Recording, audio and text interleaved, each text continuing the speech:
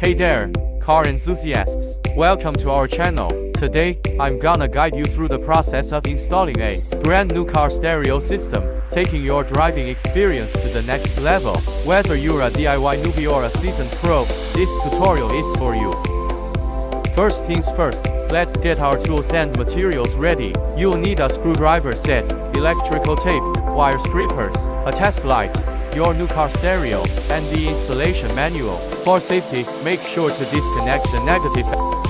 Now, it's time to say goodbye to your old stereo. The process can vary depending on your car model, but generally, you'll need to locate and loosen the screws or clips holding the stereo in place.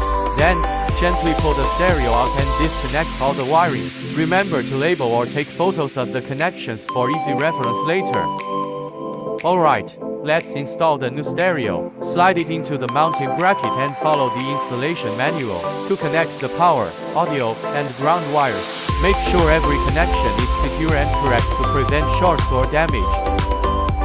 Once everything's connected, secure the new stereo with screws or clips. Now, reconnect the negative battery terminal and start your car. Give the stereo a test run by turning it on. If everything's working properly, you should hear that crisp, new sound. If not, shut it off immediately and check your connections. Last but not least, it's time to adjust the stereo settings to your liking. Switch the volume, equalizer, and any other audio features to get the perfect sound for your ears. Some stereos even come with Bluetooth connectivity and mobile app control, so be sure to explore those options too. There you have it, folks.